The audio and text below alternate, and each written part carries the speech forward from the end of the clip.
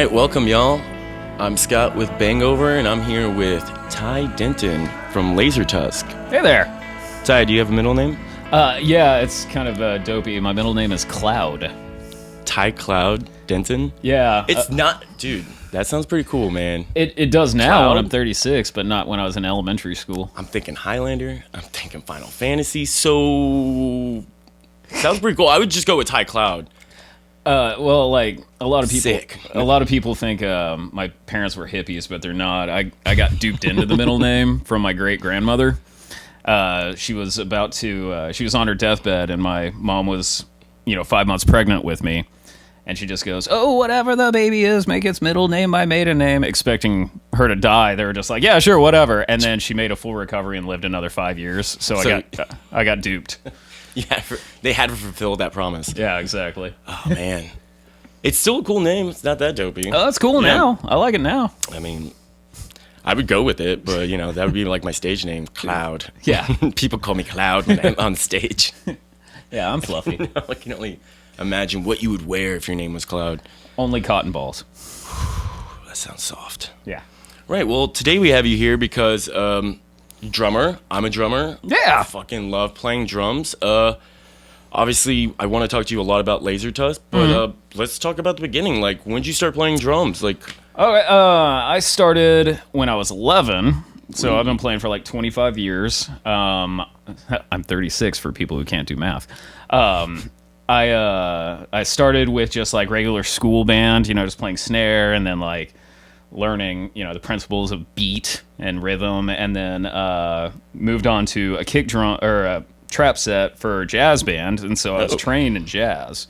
And jazz is fun and everything, but I like hitting things harder. So jazz, there's a lot of discipline, right? Yeah, exactly. There's a lot of rules to jazz, and like I don't think that's the point of playing drums.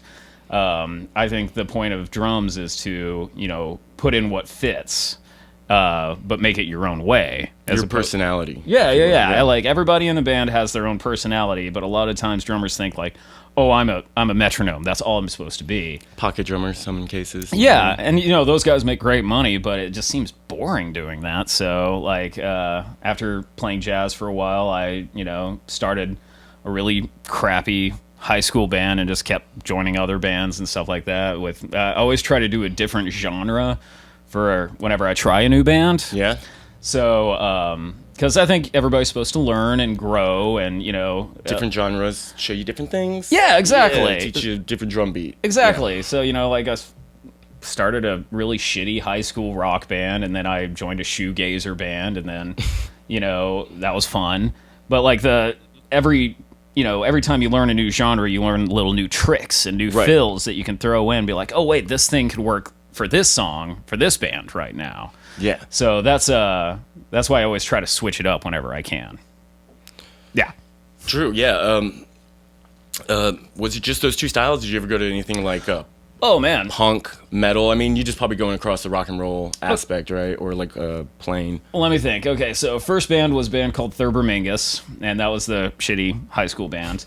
Then Cellophane Blue was the shoegazer band. Then after that, I left my hometown, Abilene, and moved down to San Marcos, where I joined a band called... bear in mind while I give you this whole name for this band. Pussifier and the Technotronic Timtone String Band Revival featuring Parker and the Wicked Science. And... Was that the name of the band? Yes, that was the full name of the band. Holy crap. We were kind of doing a lot of drugs. And the whole point of that band was we made a 3-hour-long rock opera.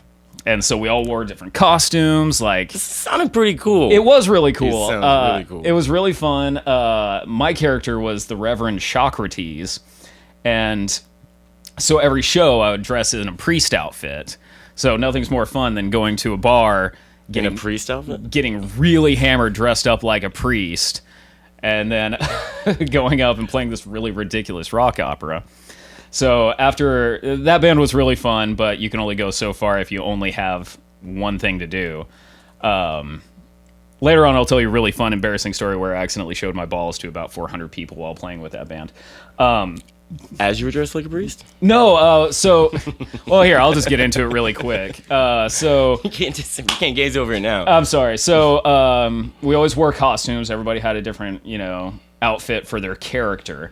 So we played up at the Co-op on Guadalupe for a Halloween show. You know the Co-op, that thing? It's right by campus. Yeah, I think so. It's by Hole in the Wall. I've been over by Hole in the Wall. So the Co-op is like what, like a little rental spot? Yeah, it's like a place for just people to live and stuff. Okay, yeah. So I've heard plenty of people that's where they lived when they first moved here, going to college in this town. Yeah. Yeah, well, they had this cool little stage in there, so they asked us to play. So we all got different outfits for that time. And so, like, my singer, he dressed as Rainbow Bright. And then, like, my keyboard player wore this, like, skin-tight Lycra racing suit. Anyways, my costume was, I decided to be the number pi. So I got a Sharpie and drew the symbol for pi on my forehead and then just printed out the number and just did 3.14 all over my body. Whoa. And just wore a tiny pair of gold shorts. This is great. Yeah, fucking costume. It was really fun. And so the stage was about 4 feet tall, and so me sitting on my drum stool was about eye line with almost everybody. And we played our 3-hour set, and it was really fun. And I get off stage, and all these people were like, "Dude, that was an awesome show, and you're brave." And I was like, "Thanks, man, but what do you mean?" And they're like, "Your dick and balls were just hanging out the entire time." And I just went, "You're welcome." And I just walked off, and Did you like feel it, or was it just like opening here and there, just sticking a head out? Like, I wasn't paying attention. Like it was moving in rhythm. Just like, it was winking. It was a good barometer for the room, So, anyways, Puss and Fire was fun. Then I joined a band called Meatwood, and that was like, I don't know. It was kind of like a hard rockabilly kind of band, but my singer... Meatwood sounds like that, yeah. Yeah, we got the name because we were drunk and barbecuing. We're like, we need a name. Oh, meat, grilling on wood. Meatwood, cool. Done. Yeah, and we called our album Meat to Please You, which I thought was funny. But... sexy. Yeah, so my singer said, we're West Texas murder rock and roll. And I was like, yeah, sure, whatever, man. That's fine. Yeah, these are descriptive words. Yeah. Right? So... Then I moved to Philly because my wife was going to school up there for medical school, and Philly is not a really conducive place for a drummer because it's not really good to have a car because you got to pay for parking everywhere, and God help you finding a spot. And also, like, loading drums on the subway is near impossible. So I didn't play for like 5 years, but I came back. Fuck. Tried out for a couple bands, it didn't work, but then I landed on this band called Veleno, which was a metal band. Played with them for about 5 years. We just recently broke up. I love all those guys, but it was just like we weren't really, doing anything new, so we're just like, Double kicks? No, actually, I'll get into my philosophy on double kicks in a minute. But while I was in Veleno, I started... me and a lot of my friends that had just known each other forever, and we all played different things. I was like, let's just play something, and that's where Laser Tusk came in. Okay. Was, like, the bass player was from this band that I really liked, and the guitarist was in Veleno with me, and the singer was just a regular at my comic shop that I work at. And we're like, hey, let's just do something, and that's been my favorite band that I've ever been a part of because we all have an equal say of like, hey, this song needs this or this song doesn't need this. Like, everybody's opinion is valid. Right. Because, you've played drums, and you know that sometimes there's that one guy in the band that's like, my way or nothing. And this one is just like... I'm the songwriter. Yeah. They should sound like this. And, oh, man, don't you love it when people are just like, no, you need to play the drum part like... Yeah, they show me with their hands in their mouth, and they do like, I was thinking something like, yeah, and like you move your arms like this. What do you think? Like a little drum fill over the side. I'm like, yeah. Well, my favorite thing to do is I'm just like, why don't you sit back here and show me what you mean, and then you'll be amazed at how quickly they shut up after that. The best thing for them to do is to try to explain what you're hearing in your head with descriptive words themselves. Like, I was thinking like more pop from the snare, or I was thinking more of like a little bit of a scat beat, or a little like just a 1 and 2 like on the floor, just like keep it solid right here during this part. Yeah. Those things are very valid points, and like because it's about the overall song, and being a drummer, we can we could take control of the situation Easily. If I wanted to speed up the song, I will. Like, Yeah. and I can, because I'm setting the pace. Everyone else would be out of time if I kind of did it. And you could be that type of asshole, just using fills all the time, a complicated drum beat. Oh, yeah. You know, and not really. You're complimenting yourself and not the music. So it's Right. about the music.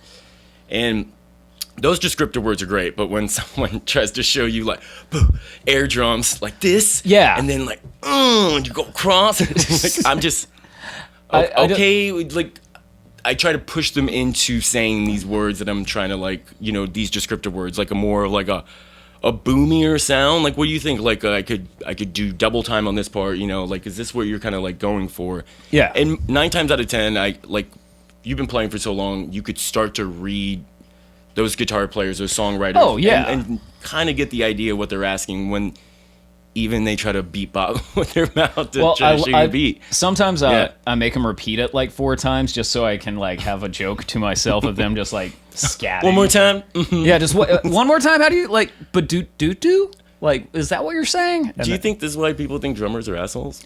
I personally don't. I've never seen that. Most I times don't even we're know what you're considered. talking about. Most times we're considered the nicest because we're just like, oh hey, how's it going? Yeah. I think it's always like the guitar players or everyone else in the band always makes that joke. You know what I mean? Like, Yeah. drummer jokes are made up from bass players. Like, they came up with these clever jokes. They were like, oh yeah? Well, fuck you. I know so many drummer jokes, and I believe it's insecurity. Yeah, you know. right? Because you couldn't Yeah. do what I do. I believe it's just their insecurity of just like, oh shit, they're flailing their arms and going crazy, Yeah. but I have to sit here and pluck this E string for 5 minutes. So Yeah, everyone's eyes are on you because you're the drummer.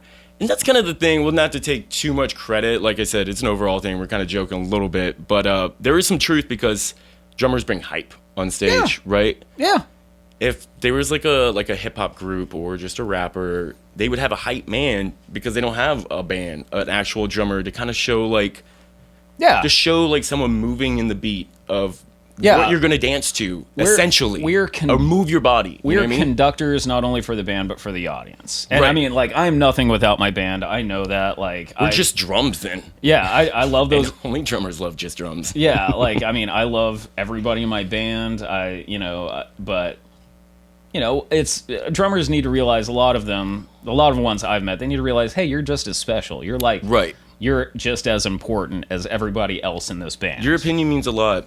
Structure is a big deal when it Yeah. comes to drummers because we know one thing, and it's how to make this flow. Exactly. So sometimes we have to move around structures of, like, when we're given that skeleton for a song, we're like, I think this would flow. We should pull this out. Yeah, the bridge needs to be here, not Right. here. And that's usually working with the singer, trying to mesh that out too. Yeah. And then the guitars come in, and then the bass, and then it all starts to lap forward. But it usually all starts from that guitar beat, and then we work our way back from that. You know what I mean? Exactly. Like, I really think that, I don't know about you, but I don't know notes. I don't know what an E sounds like. I don't know what a C sounds like, but I'll hear. Kind of. I think in the back of your head you kind of know, but Yeah. you couldn't point it out. You know, I'd be like, on the piano, show Like, me if where somebody, it is. If somebody plays something, I'm like, okay, but I don't know what it is. But they're like, this is an F. So when we go back to this, I'll be like, okay, that's the F.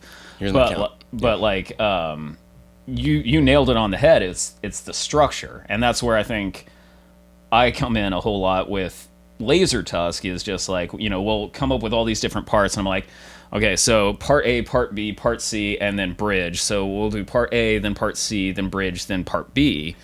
Right. And then it'll work out that way. Like, they came up with the different parts, parts, but I put the jigsaw together. And I assume you do too in a lot of your things. Because we're like the back of the beat, which Yeah. everyone always says. Yeah. Drums are the back beat. You know what I mean? So we're the foundation, so we have to set that foundation. And Exactly.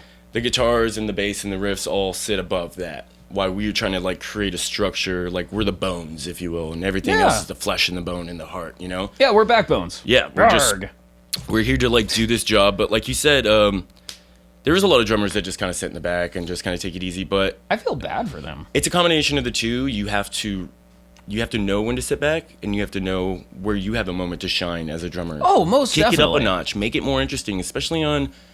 There's a verse that's just like kind of boring. The guitar part's kind of hollow. There's not a lot to it. You have a lot of room now as the drummer to kind of Yeah, you know, just do like a little add a little bit of funk onto it. I just said the thing I hated, which was the onomatopoeia of drums. But like, sorry. But yeah, like, I really wish that a lot more, I don't know the word for it, non-musical people realize that, hey, we're just as important, just not in the ways you think. We're not the rock star, front people of it, but like, where would they be without us, and where would I be without them? Sometimes you are. Sometimes the drummer is the most like well-known person in some bands. It's really just the case in point in like, I know there's some drummers for huge famous bands that played everywhere, could walk down the street. No one know who they are. Like, anyone in the Eagles could walk down the street and probably not get bothered too much. You know what I mean? Yeah. But individually, like super talented musicians, the drummer sung a lot in that band too, and was probably a big part of the songwriting, which is a big surprise to where I'm like, I'm not really the biggest Eagles fan, But knowing that and being a drummer that sings, I was like, oh, fascinating now. It's super fascinating. Well, and I give you props. I cannot sing, and definitely cannot sing and play drums at the same time. Don't you think, like, when you create your drum beat a little bit, that you're, like, going off the way the singer is coming up with the rhythm of his vocals? I do. And that's kind of where you put that bass drum at times. Yes, I definitely do that. It's just, like, it's not walking and chewing gum at the same time. It's more than just, like, I know I have a crappy voice, and... like, just scream. Everyone can scream. Just let it out, man. I should just do like the B-52 backup singers and just like, ooh, at certain points, yes. But like, luckily I've worked with some good singers there. I don't need to, Yeah, your guys' singer is amazing. By the way. Yeah, Jeff's really cool, and I've worked with plenty of other amazing singers. Jeff's really good, but like, at one point I did try to like sing a song. It was Romeo Void's Never Say Never. Do you know that song? The chorus is, I might like you better if we slept together. I kind of know what you're talking about. Never Say Never by Romeo Void. So this was when I was in that metal band Valeno. And my singer, who is a female singer, and Romeo Void had a female singer. She was like, I don't want to sing this. Ty, you try it. And I tried. And I got like 40% through it, and I was just like, this is bullshit. I'm not going to do this. I can't do this. This is embarrassing. Everyone's looking at me. I know that guy's judging me. Fuck you, bass player. Well, and we've played together. Like, you're super bombastic and fucking awesome at what you do. I go, like, total rage mode in there, sometimes to a fault. Yeah. See, me, when I play, like, I have a lot of stuff in front of me. Like... And I try to hide behind it. I'm just like, don't pay attention. I'm cool. You're trying to focus just on these drum parts, trying to nail that timing and get that shit But good. I don't like being the center of attention. So I'm just like, whenever I'm playing, I'm kind of like hunched over, just like, yeah, pay attention to those guys. Yeah. They're cool. It's kind of like the Garth thing where it's just like, just on the mic like by himself, just just by himself. Yeah. I never want to be in front. That's why I'm always behind a drum set. I'm not the lead singer. I gotta go. No. Yeah, like if I had to be the front of anything, like a band, like even just like playing bass, the singer with no instruments, just a singer. What would you do with your hands? I would shit myself almost every time. I'd be like, no. I would be an alcoholic. Yeah, well, I mean, do a lot of drugs. Functioning. No, I would take it to the next level. Oh, okay, there you go. I got to get loosened. So you're gonna really go Bonham. Yeah, I got to loosen up. But yeah, like, so I just can't. I just would never want to be the front guy. Now, I had a question for you. Okay. Shoot. You're actually one of the few drummers I get along with. Like most drummers, I wanted to ask They're dickheads, like we were saying. Well, no. It's just like every time I played a show, with a lot of other bands, I try to be as friendly as possible, but it's always this like subconscious thing where drummers are kind of like circling each other like dogs, just like don't start shit and there won't be shit. It's like some animalistic mentality. Like, I get along with you, but I was wondering, did you ever have that where you're just like, oh man, I could play that better than that dude and stuff like that? I mean, sometimes when I listen to the songs that bands will play and what the drummer's doing, I'm like, I will kind of think in my head like, oh, how would I approach it? Yeah. How would I have taken that fucking song and how would I have played it? Would I have played it just like him? And kind of like learn my difference between that drummer. Not saying like, because I used to always feel that way, like, man, this fucking guy is so much better than me. But it was like, I was just pointing that out, and it was just, I used it as like a joke too, like, like, oh fuck, I'm not, I wasn't the best one tonight, and I would just use that as banter. But in some ways, saying it, like just saying it out loud, kind of makes it a little bit reality. So I found myself like being a little standoff at time, but because I wanted to be the best, and it was like that's not what really it's about, because everyone's different, everyone's unique. I can't do what some of my favorite drummers do, and things that you do on the drums. For that being said, like there's things that just aren't comfortable to me. I wouldn't think of that. I wouldn't approach it like that, and it's very interesting to see other people approach it. That being said, I've definitely dealt with a lot of those drummers because I want to approach them and be like, shake their hand and be like, dude, that was amazing. I kind of want to talk drums with them. Yeah. But I think every drummer just really doesn't want to talk drums unless they get to know you. We just really want to drink. They're like, what if he doesn't know what he's talking about? And you got to sit there and roll your eyes like, yeah, that was totally wrong what you said, So you're kind of like standoff. Plus you're both drummers, and drummers are kind of alike. So we're just like. That's what it is. Not a lot of words. Contempt of familiarity. You're just like, oh, yeah, it's like two dogs. I'm looking at two male dogs. I'm looking in the mirror, just like, like circling each other at the bar. Yeah, well, like one of my breaking eye contact. One thing, like I was playing a show, and like we're the last people playing. I'm not gonna say headlining because it was like a Thursday. Thank you. Yeah, I never say headlining. Yeah, no, we're just no. You're just last on the bill. We're just last. Headlining is deadlining, my friend. Headlining is the show was set up around you, your band. Exactly. That's why everyone's here tonight. But we were just there. We're just there with the other bands. Like, and it was in a nice way, but like when I was playing, I was like looking around the audience, because like I zone out when I play sometimes because I'm just like, oh, I know this song, whatever. And every drummer that played before was just staring at me. I was like, oh shit, they're gonna gang up, and it's just gonna be a fucking riot later. It was like, of course it wasn't, but right. I was just like, oh, they're looking. Oh, now I gotta be really professional. Well, you asked me that question. I don't think I answered it, but I think what I was getting to was... Oh, I'm sorry. I didn't mean to interrupt. No, not at all. Like, that was good because it got me back to everyone's looking at you, and I was thinking, yeah, I was looking at you too, and that's what made me, like, want to talk to you and stuff, because when I saw you play, you fucking hit hard. Really fucking hard. And I always get that from every band I'm in or being in the studio. It's like, a little softer, So I'm known as a hard hitter too, and I see another guy hitting just as hard as me, and I'm like, yeah, motherfucker. Like, arms going way past the heads. Oh, yeah. Like, sticks all flying by faces. You watch videos of yourself, and you're just like, holy shit. Sometimes I'm just like... I'm always surprised. I'm just like, what am I so angry about? Right? Like, I like to think I'm a very affable, nice guy and stuff, but I just save... And this is going to sound... Getting it down on that drum set. It's really going to sound melodramatic, but I'm not that guy. But, like...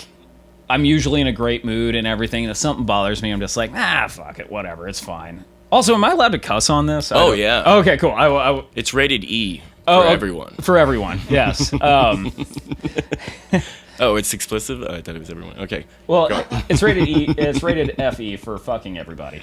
But like, I almost lost my train of thought.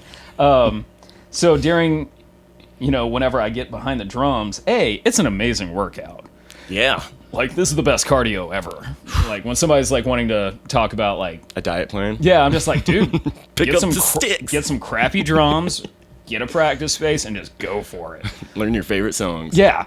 But also, like, it's really good anger management. Like, whenever I go to a set or, a show or something like that, I'm nice. I'm like, oh, hey, how's it going? I'm Ty. Pleasure meeting you.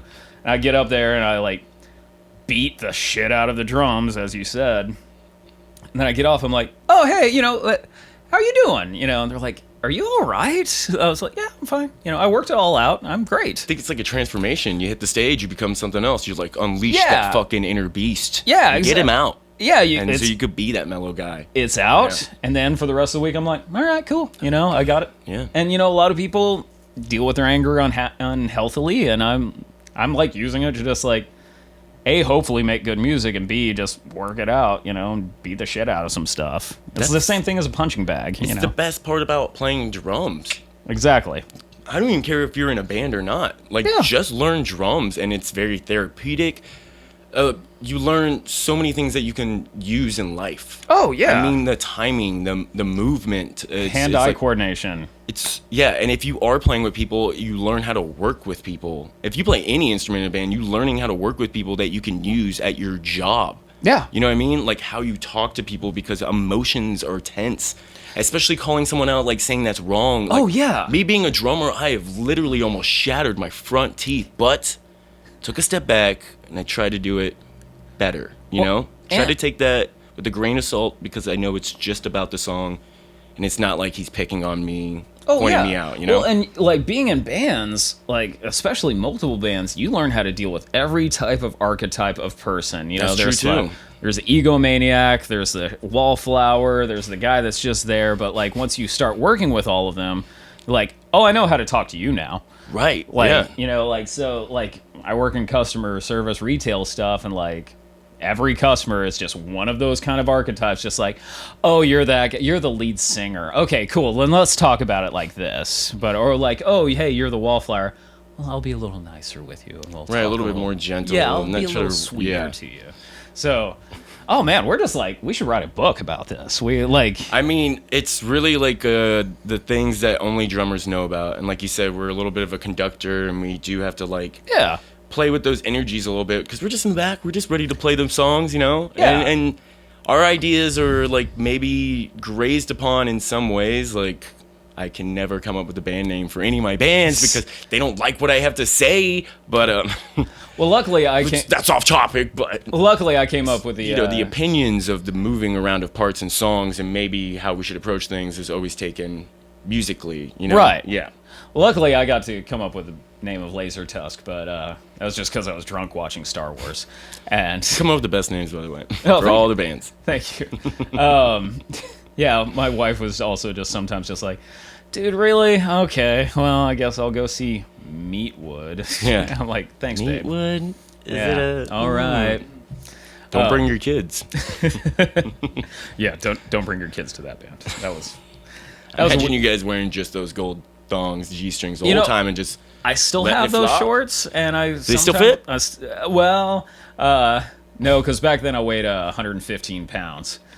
Because I drank instead of 8, and now I do both. So now I'm getting up there. Now I'm getting up there. Yeah. Well, I would love to see those shorts on you one day. Well, you know what? $5 and it's yours. I can do that.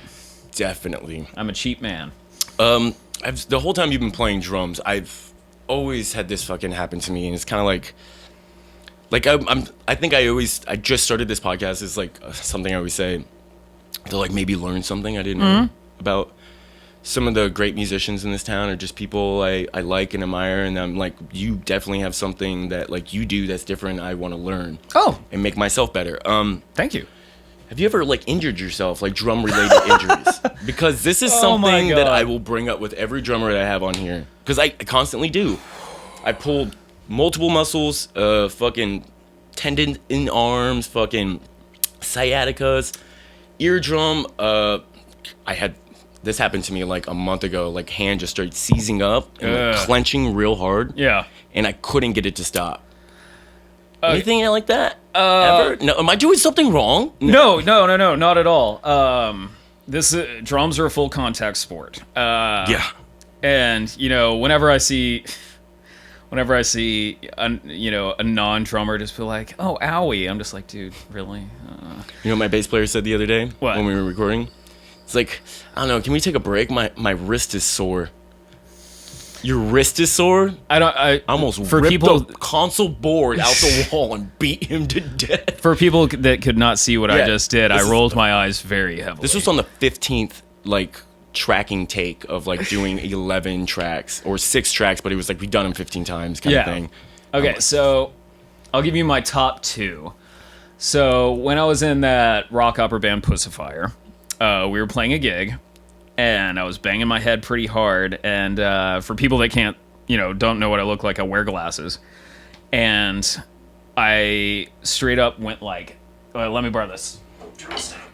See, I knew we needed them for examples.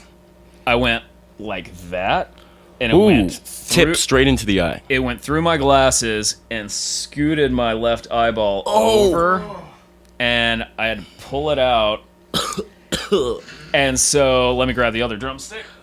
Did the other one go in the other No, eye? no, that would have been amazing. But so it went like this, and I pulled my head out and I yelled, "Fuck!" and threw one drumstick, and it hit some poor girl in the face. I bought her like 5 drinks after that. Imagine that just KO. Well, yeah, I threw it, and then I found her afterwards. I was like, "Hey, your whole bar tab's on me. I'm really sorry." Oh, fuck. And then, like, with the left one, like, the glasses were still on it. I threw it the other way, and it landed in a fireplace that was going. Where were you playing? This place called Gill's Broiler in San Marcos. It was a burger joint, and they paid us in burgers and beer, so we would get, like, 30 burgers and just live off those for the week. Anyways, landed in the fireplace. I was like, my glasses! So I pull a timeout on the set, like, in the middle of the song. Yeah, exactly. And then I just run to the fireplace, and I'm just sitting there. I'm like, huh. Oh my god. Trial by fire. And I grabbed the drumstick and my glasses. All my arm hair caught on fire. So I had to, like, pour a beer on myself. I was a horrible alcoholic back in the day. Anyways, so that happened. And my eye was like blood red for about 3 weeks. Oh my god. And it took a while to where I could like look right because I scooted it over so much. Yeah, you're welcome.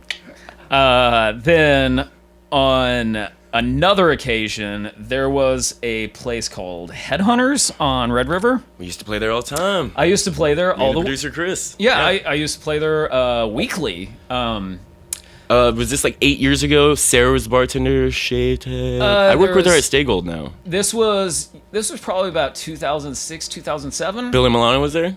Yeah. What was the door guy's name? It was like a nickname. It was like Stuffy. No. Anyways, so we were playing, and the lights there were all red. So sometimes they were all just red. Right. Yeah. They had the whole Headhunters like hookah tiki thing going down. Yeah. So this one was great. So I got really hammered right before we played. Nice. Yeah. Professional. A lot of tequila. And so we're playing. And so this band, it was Meatwood. There was a lot of train beats, like that. Yeah. And I'm left-handed, so like I always start fills with my left hand or hit cymbals with my left hand when I'm doing stuff like that. And my hi-hat was cracked, so I was going for a cymbal hit, and I brought my hand back down, and the cracked hi-hat cut into my hand all the way down to the bone. Holy shit. Yeah. And I was so drunk, I didn't know. I was just like, oh, my hand caught on something. Whatever, let's keep playing. Yeah. Yeah, and the lights were red, so I couldn't tell. I was just like, oh, it's Come in water, it happens so fast, you don't really feel it until you look at it. So, like, we play our whole set, I get off the stage, and I wipe my forehead with the hand. I'm moving stuff. There's blood everywhere, and I get to the bar. I was like, "Yeah, could I get a Lone Star and a shot of your crappiest tequila, no salt, no lime?" Like, yeah, but dude, are you all right? I was like, "What do you mean? What's happening?" And they're like, "You're just covered in blood." And I just go, "What?" And I look down, and there's this pool of blood on my leg because that's where my hand was reaching. And I looked down, and I was just like, "Oh!" So my singer, really good friend of mine, Nikolai, gets a shot of whiskey and just pours it straight in there. Nice. Whiskey, right? Well, it needed to happen. It needed to be cleaned, but I screamed like a 4-year-old girl. I was just like, and then I just borrowed some of their super glue and just super glued the shit shut. Yeah, that's what I was thinking too. And of course, me being such a bad drunk back then, I woke up the next morning just caked blood all over me, my hands all fucked up, and I'm like, didn't even shower. I was just like, go home, I'm tired. Okay, cool. I played with Meatwood last night, so this is what happens. And did anyone get that on like film? Like that would have been great. Blood just flying up. Oh like, man, this is sick. What band is this? No. It was rough. So those were my 2 worst injuries. Those are the worst things I've ever fucking heard happening to a drummer. It's ever. It was I pulled rough. a muscle in my hand. I'm like, and you're like, I almost ripped my eyeball out with the drumstick. Yeah, it was a rough time. Never. Lessons learned. Oh. Now, but that wasn't the funniest thing that ever happened. the eye thing wasn't the funniest thing? No, well, I mean, it's funny to you. We It's not for ramping up? me. So this is the funniest thing that ever happened. This is also when I was still in Meatwood. The place that is Emo's now, or the Emo's took over, it used to be the Backyard or something like that. You remember that? Was it the backyard? So where Emo's is now, wasn't that the back room? Back room, that's what it is. Right. It's twice the size, but still the same structure. What I hear, Right. Never was there. Too young. Oh, okay. For me, So you know. I played at the back room once, and so it was my turn to stick around and wait for the money and all this other stuff. So we played our set, and then this like weird goth, craptacular explosion of show happened, where this guy, he was singing, and he put on like a body puppet and just starts moving around stage, and I was just like, sure, man. And then the girl bass player dumps a bucket of fake blood on her head, and she just keeps playing. I was like, oh man, the staff has to clean that up. That sucks. I feel bad for the staff. I really did. They were being nice to me. They gave me drinks, and so Can't even enjoy the show. You're just like, that's so messy. and like my job in a lot of bands is to be the schmoozer. You know, like I talk to other bands and like, hey, how's it going? Shaking the hands. Shake hands, Yeah. make connections, get shows. And if I really like them, then I'll like continue talking to them afterwards. So you're in that. But like, so after the set, I get the money for the end of the night, and I, walk up to them. I was like, hey guys, y'all are really interesting. I can't wait to play with y'all again. And I shake the dude in the puppet's hands. And the puppy. Yeah, well, he was still wearing it. And then the girl that dumped all this fake blood on her just like gave me a running jump hug and just covers me in fake blood. I think this was intentional. Oh, well, you know, I guess people need to mark their territory. Okay, I do love you. Now, this is great, though. So, like, now I'm just covered in fake blood. I load up my drums and my little crappy Honda Accord that I was driving at the time, and, I put everything in the trunk, so my car is kind of, like, looks a little, weighted in the back. Yeah. So I still lived in San Marcos, so I was driving home, and I stopped at the Wendy's on William Cannon. I go through the drive-thru. I get my order, and they're like, hey, dude, are you okay? And I was just like, oh, yeah, it's not my blood. And then I just take the bag, and I set it down, and I start driving off, and I realize, wait, I just said it's not my blood. I'm covered in it, and it looks like there's a body in my trunk, and I see everybody in the in the drive-thru window, like, leaning out and taking pictures of my car. I was like, cool, I'm going to prison tonight. You just, like, turn around and you're like, hey, I didn't know you guys were a fan of the band. Yeah. You guys were at the show? So that was the most, like, intense 20-minute drive to San Marcos. I was like, I'm going to get pulled over. They're going to be like, oh, it's that Wendy's bandit that has a dead body in his trunk, and he's covered in blood. You just constantly, like, have dry blood on your face, and you're like, I forgot to wipe this off. My bad. Yeah, it's this might be like a cover-up excuse that you're using because this is going to be aired. That you're like, no, it's something I just forget about. It just lands on me. I don't kill people. It's not something I'm into. My identity is safe. I'm into hemophilia. Just cover me in blood and gets my engine revving. That's what it is. My body doesn't feel right. Yeah, I need this blood. Yeah, I need this blood. So I've had a lot of wacky adventures playing. Oh man, it's like leaving a gore show, but it was actual. Well, it was fake blood still, but yeah. Still this case. It was diet. It was rock and roll. Yeah, it was diet Gore. Yeah, no pressure pump at all. Just a bucket. Yeah, splashed it on themselves, and just a very exuberant bass player girl that just wanted to tackle me. So that was a fun day. All right. Well, on that note, I think we're gonna take a quick break. Cool. And we're gonna come right back to this bitch. Awesome. All right, and we're back. So many things that we could talk about still when it comes to drums. I wanted to get into Laser Tusk, but before that, I still want to keep on this drum thing because you said you had some theories about double bass. And now, I'm curious. So, go on. Double kick, it was an amazing invention. I don't know if you've ever listen to old 30s jazz drummers. I have. Okay, good. Excellent. Because I love that stuff, and they started out with just having, like, actual two kick drums, and they would, just set it up like that. So I like it when it's done well, but I really think that as soon as somebody gets a double kick pedal, that's all they're going to do. That's all they're trying to do. That's all they're going to try and do. Like, if I ever got one, I would hopefully only use it, like, maybe 6 times during a set, but nothing is weirder than when you're watching a band that is obviously not gelled and coalesced, where it's like, hey, they all just got together and they got that drummer and that guitarist and this thing, and like the wrong drummer showed up for the gig. Yeah, and you just like, they're playing a nice pop tune and all you're hearing is pop pop, and like, so I just think it's overrated a lot. It could be overused. Overused is a better term. And when you get it, being a drummer, you need to use it more and more. So you find yourself trying to add it to things. Maybe you're not even. If you're not in a metal band, it doesn't really. It doesn't really condone a lot of. If you're not doing that, why would you get one? Exactly. Yeah. So, and like, a lot of the metal bands I've been in was just like, oh, I can stick with what I'm doing, and I got a fast foot, so I can do like that. It's like Motorhead, right? Yeah. He only had that one. I think that's why he's known for being one of the like top drummers. Are you talking about the original drummer, Phil? I think what I heard was like, I saw one of those things, 10 Greatest Drummers by Rolling Stones, and he was like in it, and I was like, oh, and I'm guessing because I always heard he used that one foot pedal technique where he's just, if you listen to Overkill, it's like, what the fuck? Yeah. You know what I mean?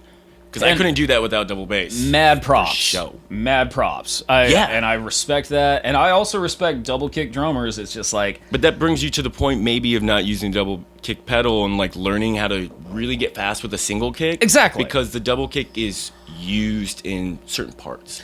You're Right. not going to use your fucking 10-inch tom in every song. You're not going to use the double kick pedal in every song. Exactly. No matter what you play. And also, I do a lot of hi-hat work. Like, I really... Ooh, I do like your hi-hat work. I really love using, like, techniques of hi-hat that a lot of people don't usually use. And I'm not trying to brag or anything, but, like... That's definitely one of your strongest points of, like, your drum playing. I appreciate that. Yeah. Because it's really unique, and you make it sound... That's, like, the best thing. Like, I don't know. You just make it sound not just like you're hitting the quarter notes or the eighth notes. It sounds a little bit more... I try to make it an instrument, not a just thing that you're hitting. And, like... Once again, I'm not trying to brag, but like, it's no, please brag. It's like, hard. That's what we're here for. It's hard you, to, it's hard to do that when you're also playing a double kick, Right. I'd rather make two things sound good than one thing sound freaking amazing. Does that make sense? No, that totally makes sense because the whole reason why you like, a lot of drummers I play with only have that fucking 3-piece kit, and I count. I don't count the snare drum, so I'm just saying like. One rack tom, floor tom, kick exactly. drum. That's it. And like a lot of that because we're just playing rock and roll, and you don't want to get too crazy with it. And you can really do a lot even without that floor tom, or just take off that rack tom and just have the floor tom. Just have the floor tom, yeah. You could 2 cymbals. You have a crash cymbal, and your hi-hat, but and a ride cymbal, and that's kind of like all you need. And you can really do a lot with that if you're a good drummer. Yeah. It's about being creative and stuff. You add the more pieces, the more creative that you get. You should always start off really small. You shouldn't get like a fucking 16-piece drum set and you're like, I just started learning drums. It's right. Like, that's overwhelming. Like, to break all that shit off of there, I wouldn't even... Bass drum, hi-hat, snare. Start there. You know what I mean? Yeah. Well, like, and I have a... if we're using your terms, I have a 4-piece, like 2 rack toms and 1 floor tom and a kick drum, snare, hi-hat, crash cymbal, 2 other crash cymbals, and a ride. But it took me a while to get to that because I was just like, you know what I really need? I need a darker sounding crash for these 4 songs. I need a brighter sounding crash for these 7 songs, and I need just like a standard crash. I like to, and hopefully, hopefully my band realizes this. I try to make drums a little more melodic, like using the right things at the right time. Right. We have some pretty heavy songs, so I'm not going to hit my really bright cymbal at those times. But, we also have really poppy songs where I'm just like, oh, you know what this needs? It needs a nice little fresh at the end of it, So I try to make my kit sound dynamic enough to fit every song that we're going to be playing, and that's why I have a lot of shit that I'm playing on. But it wasn't just like, I have $3,000, let's just get all this stuff and I'll work it out later. Like, just cymbals as far as the eye can see. I mean, I would love to have that, but I don't have $3,000 because I'm a drummer.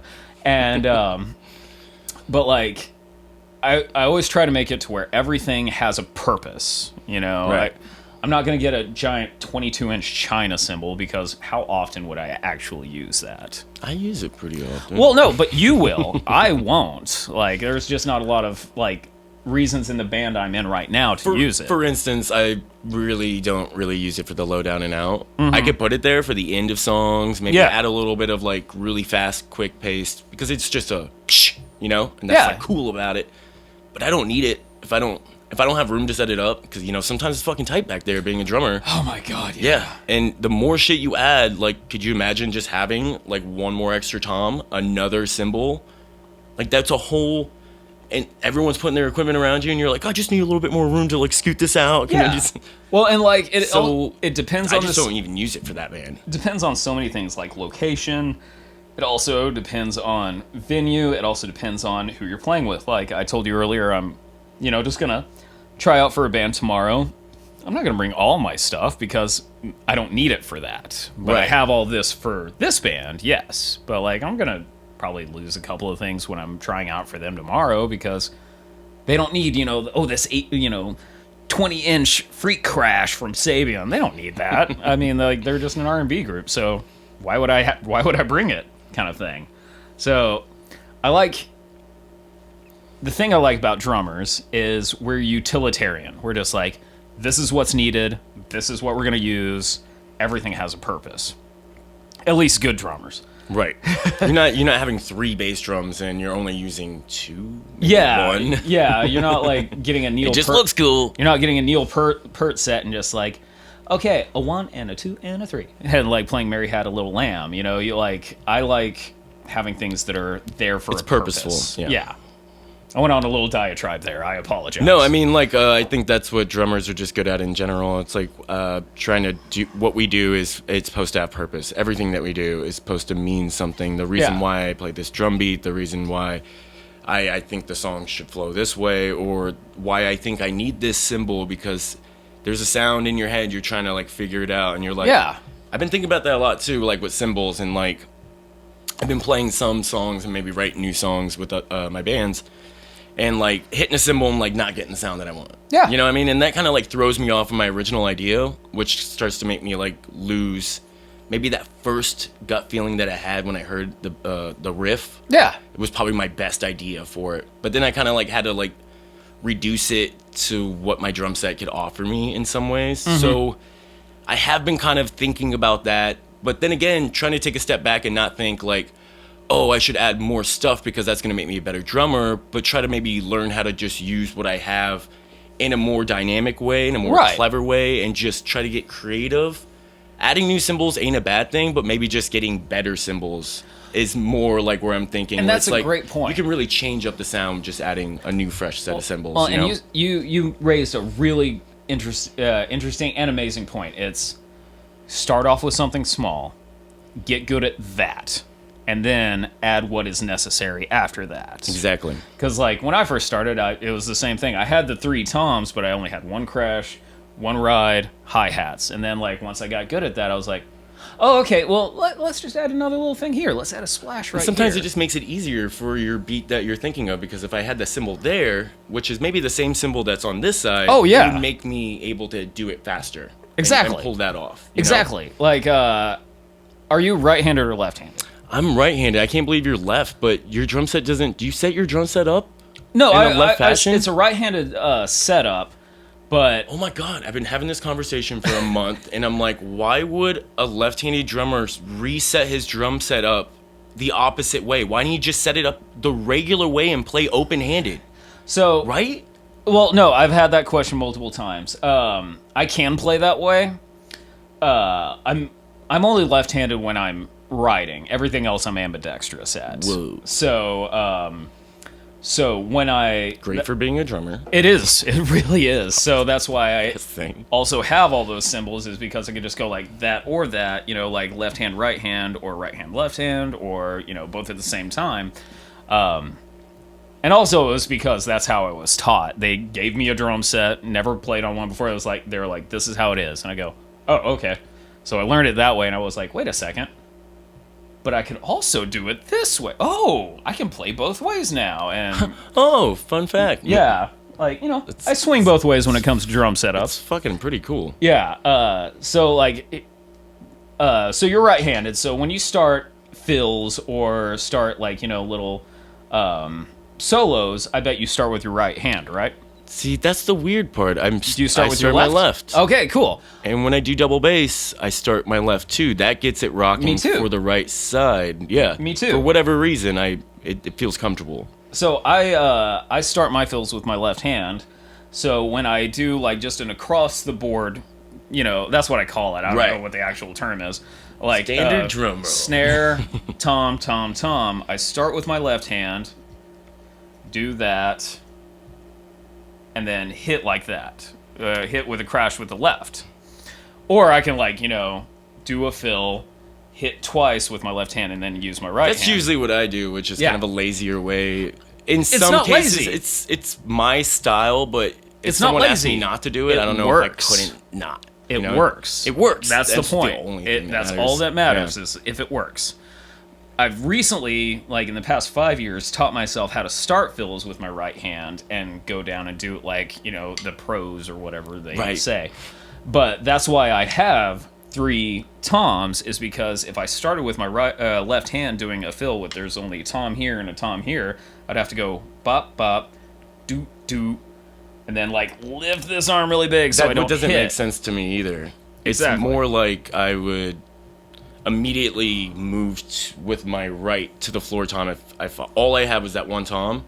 So I would come up and kind of do both of them at the same time for a split second to get it over there. Yeah, with you go no... bop, bop, bop, Yeah. bop, bop. It's the only way. Yeah. But it doesn't make sense when you get that other tom in there and you're like, this Or- is a lot easier if I could just go across. Or you can go No. full jazz where you're da da da da da da. Oh, And that's just true too, make yeah. it Pop up off of it, yeah. just Sometimes the simplest things look the coolest on drums where you're like, how are they doing that? Well, They're just that- going back and forth. That's why between we're hands. always thought as cool people, because we're really simple, but we look cool doing it. Stick tricks. Stick tricks, yeah. And as a guy who's been set on fire multiple times, it looks even cooler being set on fire and doing it. I like to get covered in blood and set myself on fire. How do you play your drums? And I've never really been in that hardcore of a band before. Yeah, hell Satan, brother. Nope. It's just one of those things that just happens. Well, how I think about the double bass pedal is... Hit me. I'm ready. Have you listened to Prince, right? Oh, fuck yes, I have. That guy had 2 bass drums. Mm-hmm. And in multiple songs, one of my favorite songs, Darling Nikki, at the end he starts using that double bass pedal. Yeah. But it's very tastefully added in, but you don't think about it as double bass like Slayer or something like that. It's just a little bit of a rumble to kind of make it kind of it shakes the beat back. Yeah. Because it's at the end of the keyboard section where it just da na na na na na, and then you hear the Yeah. and it works so well. It's a great build up. Yeah. So I try to think about that and triplets. Triplets on a single, on one foot, is insanely hard for all 3 very hard. beats to be the same exact, struck the same way. Yeah. Sound the same. One is going to be softer than the other. Because it's really fucking hard. And we're not John Bottom. No. And we don't know what Deal with the Devil he made to be get able to his do that. rubbery foot to move like that. So I heard this from because I always watch those do you ever Drumeo videos? Occasionally. I if I work the door, shout out Indian Roller. If I work the door, Indian Roller. I usually Shout out Indian Roller, my favorite bar in Austin. his favorite bar. He's a regular here. He's fucking come here. and a great customer too. Well, Yeah. thank you. Yeah. I try.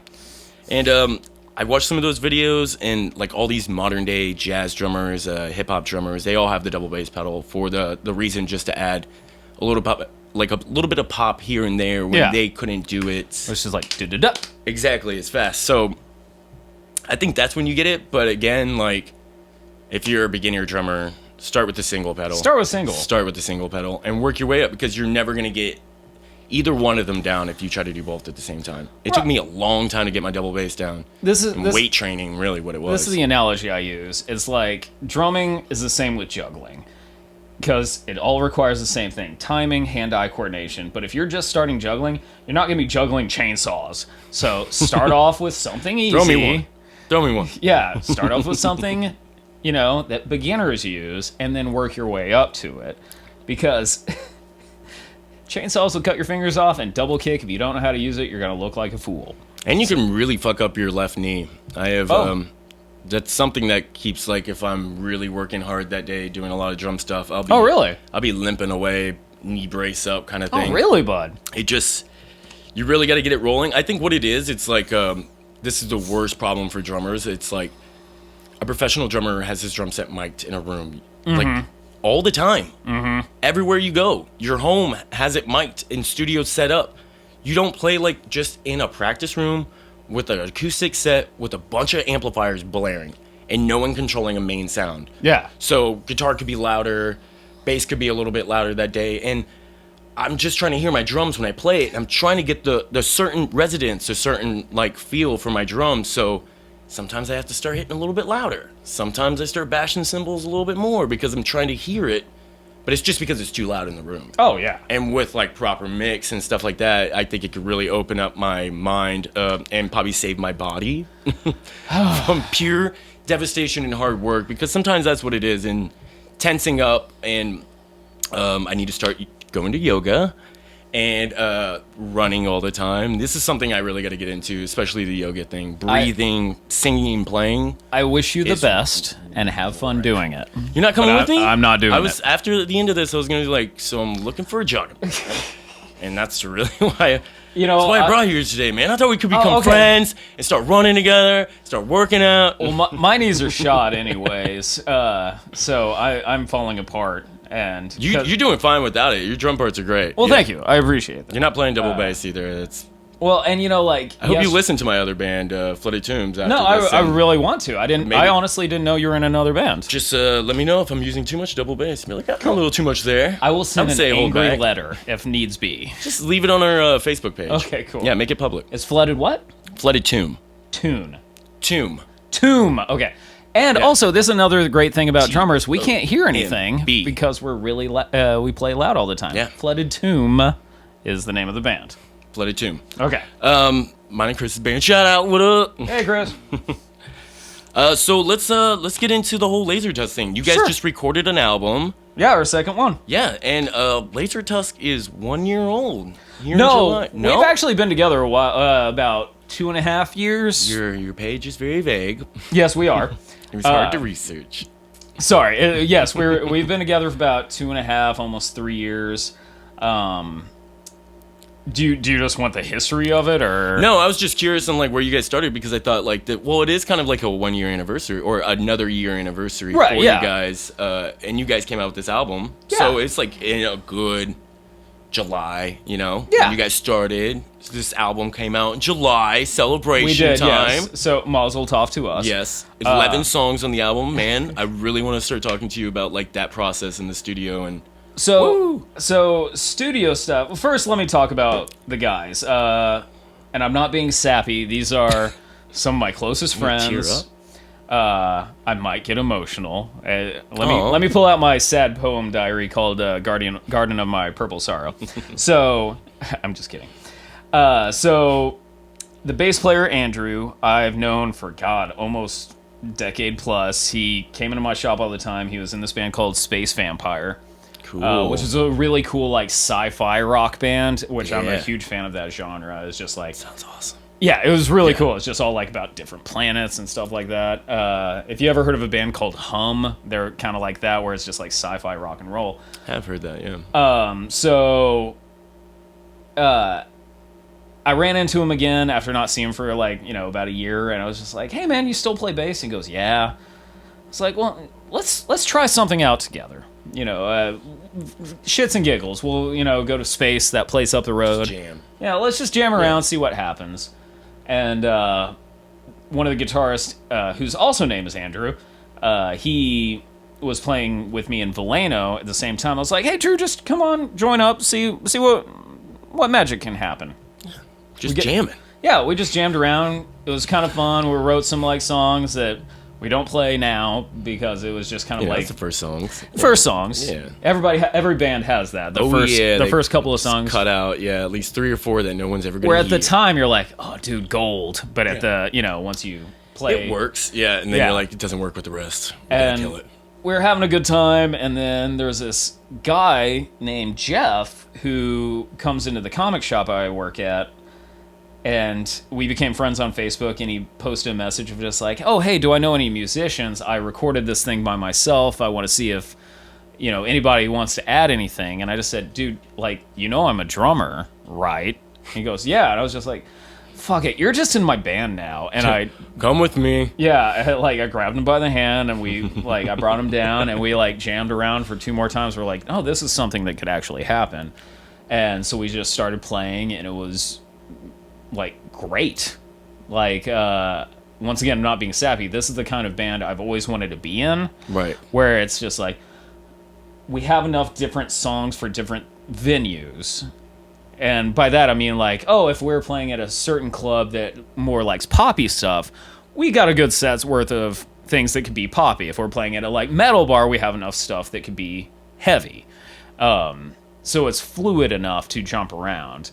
The way we do songwriting is my favorite part, is because 90% of the time, nobody comes in and just says, hey, I wrote this song, everybody come up with things. We go into the practice space, sit there, wait for a moment, somebody will just start noodling around. We're like, okay, keep playing that, and I'll come up with a drum beat. And then the guitarist will jump in, or a guitarist will start doing something, bass player will do something, I'll jump in, or I'll just start playing a drum beat. Try to just start jamming, see what comes out. A good... It's very interesting. Yeah, a good... not to say it again, 90% of our stuff all just came from jamming around. There's probably 2 songs on our first album, maybe 3. No, it's 3 songs on our first album that were just hey, this is my song, let's build stuff out of it.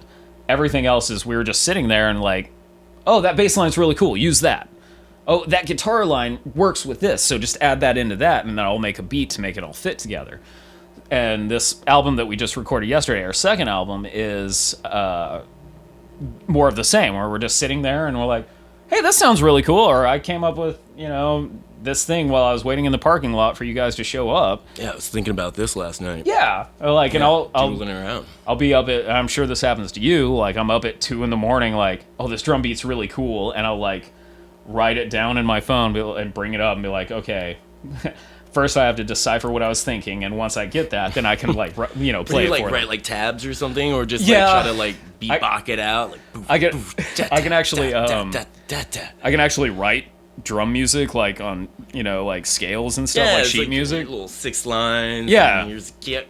Yeah, I can this is kick, this is hi-hat, this is cymbals. I can write that, and I'm like, okay, this is for me, and then I'll go in and be like, hey guys, this is a drum beat I came up with. Do y'all think you can come up with something? And that's pretty interesting. That's a cool way of coming up with a song, is starting off with a drum beat. Yeah, and sometimes it works. Yeah. Sometimes it doesn't, but there's a good, I don't know, 3 or 4 songs on this new album that we recorded yesterday, or at least got my parts down, that I was just like, hey, I came up with this. What do you guys think? And it worked out. But there's a good 18 where I did that, and it did not work out at all.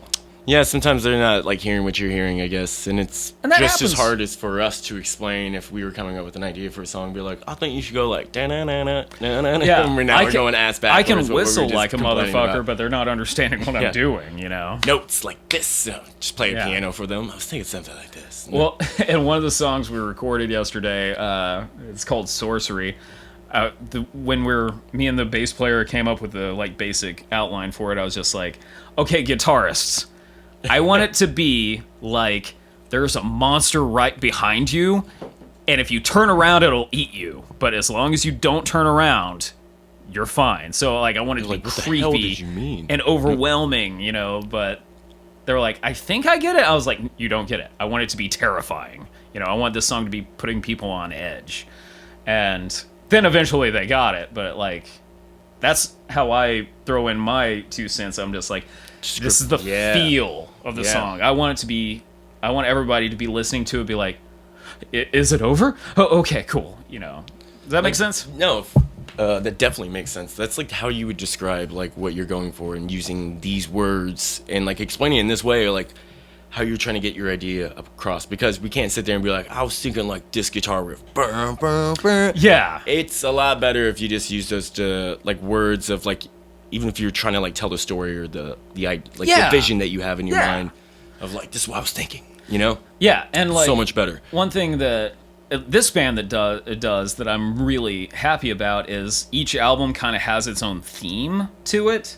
Like the first album, Traveling Light, is kind of about being being alone, or being left behind. The term Traveling Light is actually a synonym for being alone, like you're traveling light, And then after I came up with the title for this album, and then they were like, "Oh yeah, because of lasers," and I was like, "Yes, that lasers." So, and this album has a theme as well, and I'm not 100% sure what it is yet, but they assure me that we have a theme to it. So I love the album cover.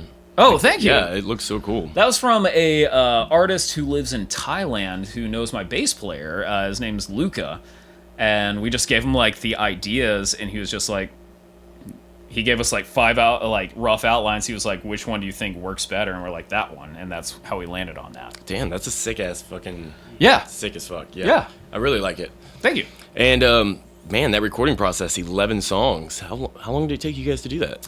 Oh, I just got you out of the studio, by the way. Like, this was yesterday. Okay, so so date today. We're recording. So July 29th. For the first album, Traveling Light, that actually took a little bit longer than I wanted it to, and we all admit this. Like, it took a little bit longer than we wanted to. It's 11 songs, yeah. This is how we record. We record live, just to get the bass and drums, and we do scratch guitars.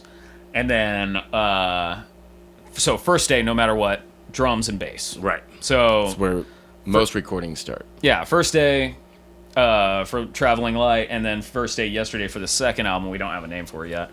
Got everything done for me and the bass player. You guys did 2 albums in there? In the same place. At the same time? No. Okay, so this first album, the one that you guys were listening to, we recorded that like a while back, and we released it like last year. Yeah, it was released last year. So I knew you guys just came out with a new one. I was thinking like, no, the one that was the only one I saw. Oh no, yeah. So we're in process. Sorry, we're in process on the second one. Oh, okay.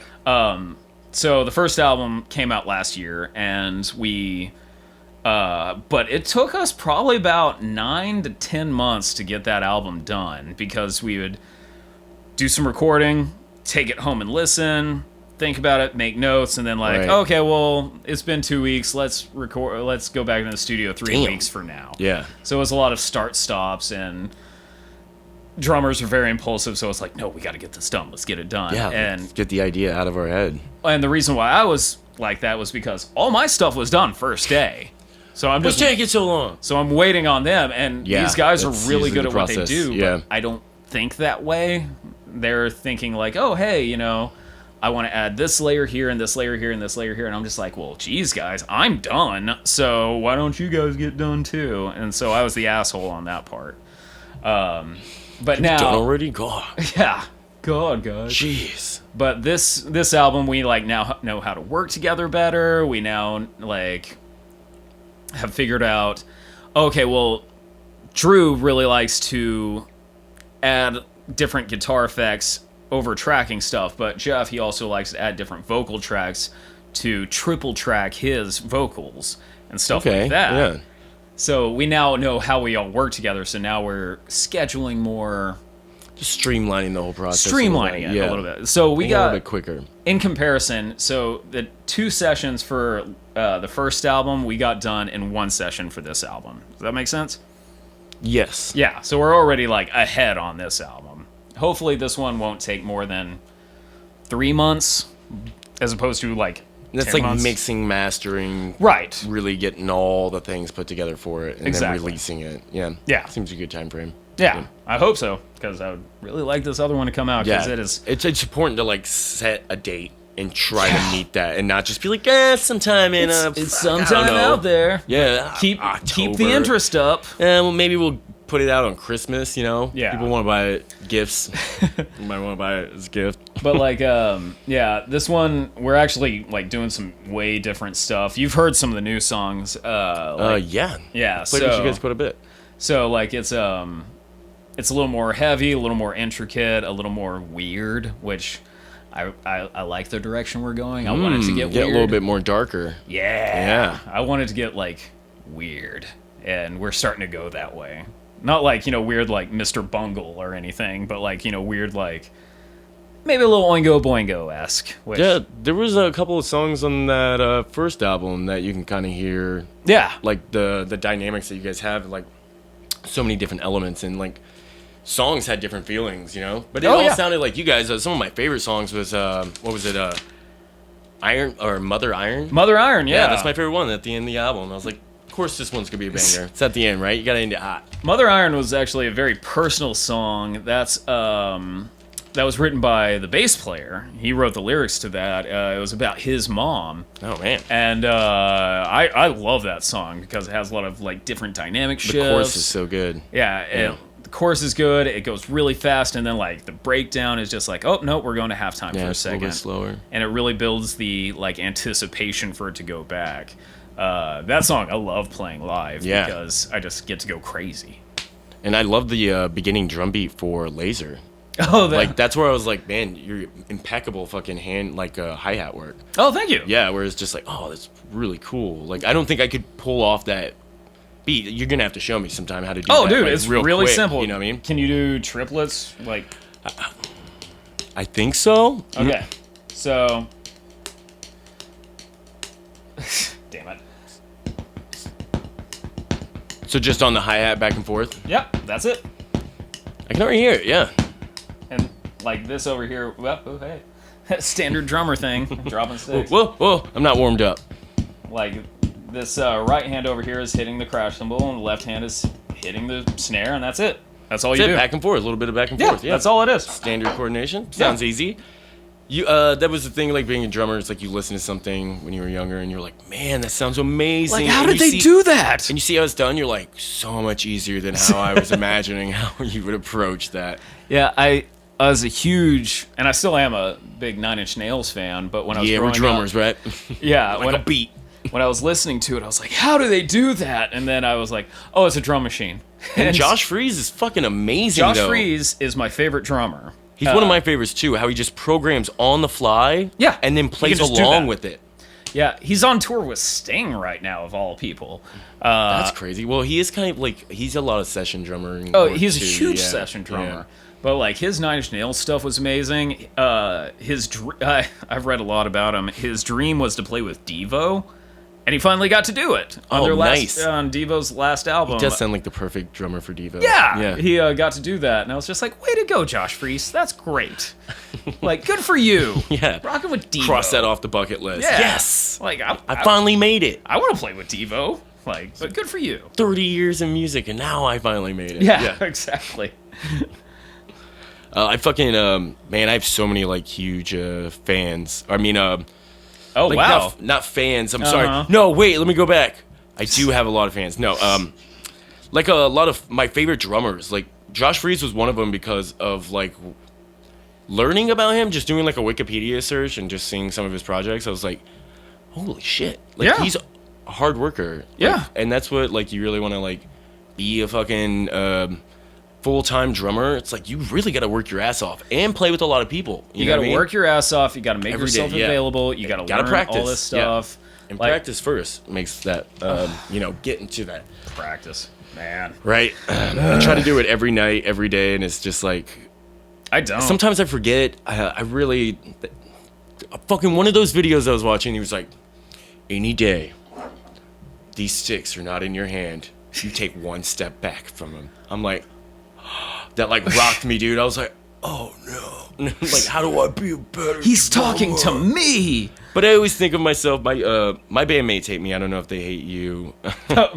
Because I'm never settled with just, that was awesome. This gig was awesome. And I can always tell you what was wrong about it. You know what I mean? Because I always want to try to be better. There's a lot of things I liked, but if everyone's like, that was cool, man, that was cool, I feel like someone has to be the yang to this yin, So and be like, but we were off here and we were off here. And then I thought it was just me being a drummer a little bit, but it could be like a personality it is thing. totally not me. It's so different for you. Well, how long have you been playing?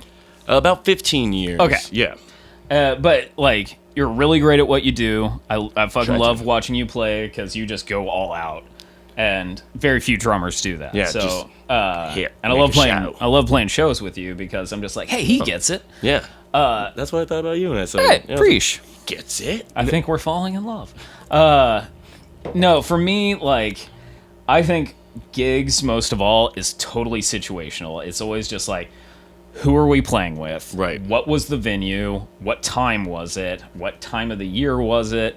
Because you can do a fucking amazing gig in March at, I don't know, like, wherever, and there was probably 5 people there. Well, Right. it was South by Southwest, so nobody was there. Everybody Right. else was downtown.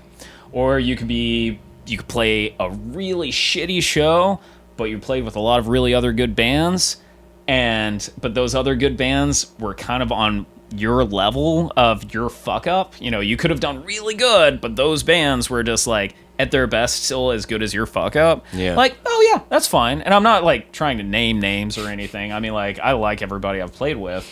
No shout outs. No shout outs on something like that. But like, it's also the venue. Like, you know, Every room sounds different, man. every room Yeah. sounds different, but also every crowd is different for every bar because Right. everybody has their favorite spot. Like, True. you know, I have favorite places that I like to see bands at, and so I'll go see bands there. But if, like, say, and this isn't a, you know, denigration to any, like, local club or anything, but, like, say you get a gig at, I don't know, Dirty Dog. Dirty Dog on 6 is a metal bar. But if you're not a Right, metal and it's band, down it's on the 6. wrong crowd. You know? Definitely, you're not going to go play Yeah. pretty much anything else there, really. Yeah, or if, like, you're gonna go play the Hole in the Wall, that's not a good place for a metal band. You know, that's like a more local country spot or whatever. Yeah, you can go psych with it. Just Yeah. stay rock and roll in that vein. It's all Nothing about, too heavy. It's where you're playing is a huge factor in it. You could be fucking killing it. You could be, you know, doing the best show that is playing in Austin, Texas that night. But if it's at the wrong spot, then okay, well, it wasn't the best show for you. Right. Like, for me, I always try to put it in perspective. Like, yeah, we might mess up here. Yeah, oh, we dropped this here. But, like, everybody had a good time, so I think it's a good show. Yeah, sometimes when the pressure's totally off of you, you Yeah. have the best shows ever. And Yeah. that's usually where it's a smaller crowd, or, like, there's only 2 bands that night. You're not playing with, like, 6. You don't have to rush. There's not, like, a Yeah. scheduling conflict, and you can just relax and just kind of, like, do what you need to do. You know Yeah. what I mean? And one thing, and I know we're up on a break, but I have a final moment for this, or a final thought about this, is there's always going to be bad shows, and you just going to have to accept that when you're playing live. Like, there's going to be fucking amazing shows, there's going to be average shows, but there's also going to be bad ones, and you just got to accept that. There's always going to be True. something, like the sound Can't take guy's that shit off. personally. Yeah. 'Cause I do sometimes. you I know? do too. Yeah. I really do. Just, Like, I get so mad I won't be able to think about it. if Like, I how's can't the hear show last night? monitors, It was fine. yeah. You know? If I can't hear monitors Right. or something like that, but like, there's gonna be bad shows. And the reason why is we're not the Rolling Stones that have an army of people making sure the show Someone in the sounds back, good. like, clicking pedals down. yeah, Like, all the time. Like, Yeah. you don't even have to worry about yeah. that. We don't have an Damn. army of people. We have, in certain cases, 3 people or 4 people in a Right. band trying to make this amazing show happen for an hour straight. Yes. You know, if we were the Rolling Stones, yeah. we got 40 people just like, hey, Mick Jagger's still alive. Cool. Then let's get the other 70 people and make sure that, you know, the drummer is standing up straight. You know, I'm Pretty sorry, I much. went on another diatribe there.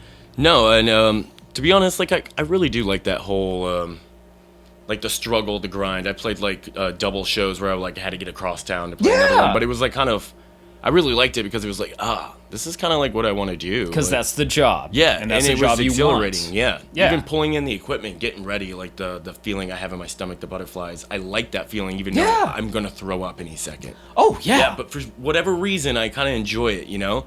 Yeah. And the feeling of being mad after a show because I want to learn from bad shows. If you that don't means- learn anything from it, then that means it you really care. was a bad show. That Yeah. means you actually care about it. All I do is care about this, And if you know? if somebody Passion. if somebody like really fucks up in a show and they're like, it's fine, that means they don't care. Like, I can say, hey, it wasn't that bad, but this is what we need to learn from it, using your words, which is exactly right. You need to learn from it, but don't treat it like the end of the world. You're playing Tuesday night at this place. It's okay. You know? Right. No, like go in there, do your best, and maybe try something new you didn't try any other place that you were like, it's an idea. Let's see if it works. Exactly. Why not? Exactly. You know? We're going to keep going with it. But I guess let's take another quick break and we'll Sure. come back. Cool.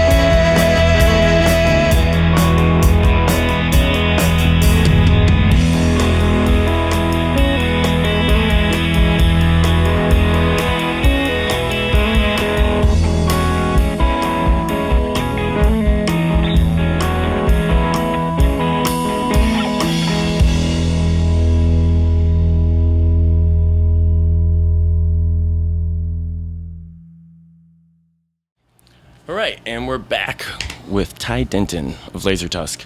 We just listened to another one of your songs. I fucking love the first album. I want to talk to you a little bit before we end all this about the up-and-coming album. Sure. So we don't have a name for it. Working title. Yeah. Hey, I think I came up with the name for the album. Yeah, cool, exactly. Working Great. title. Laser Tusk, listen to this so we know. Please listen. This album, it's, I think, going to be 10 songs. We we try to do like running themes for each album. This one, we have 12 songs total that we recorded. It's just 2 of them don't really fit with the theme, so we're just gonna release those as like a single A/B kind of thing. That'd be like just more content, just for the better. Yeah, extra things to throw out there. So there's some really cool stuff that I get to either A, go bananas, or B, like learn dynamics a little bit more, because you're always learning. Right. Just like, oh, hey, this song I need to ease back a whole lot. Or this song, like, oh, it's going to start with a march beat? Okay, so I got to remember back, 20 years ago when I was playing in marching band. And like, okay, so what would sound good here? Trying new things, experimenting. That sounds awesome. Yeah, we're really experimenting. I'm also like doubling up on drum tracks for the first time. Oh, cool. So there's this one song we have called Discontinuum, where it starts off very slow, but then builds to a really fast ending. And so for the last chorus, the fast chorus for it, I played regularly, or played what I usually play, and then I just said, okay, spin it back up again. And then for that chorus, I would get my sticks and hit only on my lower 2 toms on the snare hits, so it added that like big boom. Oh, fucking on the quarter notes to really just give it that like punch you in the face. Hey, this is the last song on the album, kind of thing. Yeah. There's a lot of really cool stuff on there. There's there's one in the first album we have like 2 instrumentals. Like one's called Laser, and that's like our usual opening thing whenever we're playing a show, just because it's like, hey, pay attention. This one doesn't have as many of those, where it's we're actually getting into more songwriting and adding into other things. I'm also really not good at describing things. That's the reason I'm a drummer. Well, like you guys were saying, you took off those. It was going to be 12, but you took off 2 to make it 10 because y'all have an idea for like this concept of this album. Yeah. So I believe like in some ways like this album is going to flow more than your first one. Yeah. Like very much so. Each song is going to go into that's the reason why this song is first, this one's second. Exactly. Yes. Yeah. It was really interesting. The first album, the way we set up the tracks was we made a bar graph of tempo, and it was just like, okay, so these first 4 songs are about this tempo, then these songs slow it down a little bit, and then it builds back up to a faster tempo, so it's like valleys and peaks. I'm a very big fan of that, like getting a flow to just not just albums but live shows as well, where you're like get people in like really excited at the beginning and just like, oh, this is the mellow part and we can relax for a second, but oh, holy shit, now it's gonna get back to riot mode or whatever. So this one, we're not really gonna do that. It's gonna be more of like telling a story, more of like I think the theme, and I'm very sure my band's going to tell me I'm wrong on this. I think the theme on this album, the first. Imagine your singer listening to this and be like, "No, damn it, Jeff, I'm sorry." I apologize in advance. Jeff, Andrew, I'm very sorry. This is just what I'm thinking about this album, not you guys. It's more like this song, I believe, is more about discovery, but not just about discovering new things, but discovering things about yourself. And so there's songs about, hey, you need to realize that maybe technology isn't the answer for everything. Or, hey, this song, you don't need to be by yourself all the time. You can discover that you actually rely on other people more than you expect. It has some really good meanings. Yeah. For you guys, yeah. Yeah, and like, Lord knows I can't write a song to save my life, but or at least lyrics. But that's one thing I love about this band is they can really make a great set of lyrics that we can either build a song to, or we have a song and they can make lyrics fit to making it work. I noticed that about the first album. I was like, these lyrics are very dynamic. Oh, yeah. Really are telling a story. You didn't sacrifice any, like... Your singer, like, really pulls those words in. Like, yeah. He uses all the words of things he wants to say, and he makes it fit into the song. Exactly. And it's quite awesome. Yeah. It's like, oh, he really knows how to do that. And that's why I love working with these guys, because they are just... one joke I always make is, collectively, we've been playing music for 100 years. So we're Souls. we're that centennial generian like octogenarian centennial generian band sound. So like those three guys, they mostly write the lyrics and stuff, and they make a good story. And apparently the third album, which we're already planning, is going to be an even bigger meta story about everything. And I can't wait to see what they come up with, because once again, Lord knows I can't write a song to save my life. So, well, it's interesting that you said it's like about discovery, and if you look at the first album, what a great follow-up. Yeah. You know, because it's traveling lights. Yeah. And the discovery that you make. Yeah, exactly. On travel. Yeah. If you were kind of putting it out there, it's like, that totally makes sense. Yeah. One thing I love about this is we're trying to build like. And at least this is how I see it, is like with our discography, we're making a giant meta story about, God, this sounds so cheesy, but this is the best way I could put it. We're making this is rock and roll. Yeah, you know what I mean? We're making a meta story about existence. And it's just like, sometimes you're lonely. Sometimes you discover new things about yourself. Sometimes you discover like ego death, which might be what the third album's about. Hint, hint. Are you familiar with ego death? No, but it sounds cool. It's just about loss of self, and realizing that you're a smaller cog in a giant machine, and like acceptance of that, like a giant cosmic machine, but you're this little part in it. Which I think I'm describing it correctly. No, I totally get that. Yeah, Yeah. Like look how big the universe is. Yeah. And see how small you really are and fit into. I always put it like this. I'm an ant contemplating a lawnmower. I'm just trying not to get eaten. That's the best way I can put it. But I think this album is going to be really interesting because we're playing with empty space a little bit more. Like letting things ring out a little bit longer than breathe. Yeah, letting things breathe. We're also, one thing I also love about Laser Tusk is the bass player and I, the bass player Andrew, we just look at each other and we're just like, got it, cool. And then like we're always on spot with each other. We're always hitting the. That's a great relationship to have with your bass player. You know what I mean? It's being a drummer. Really great. Yeah. And so like we come up with, everybody has an idea of the song, but we're like, okay, let us work on this part right here. And then the two guitarists / guitar singer gets to like add in what they think works really well for that.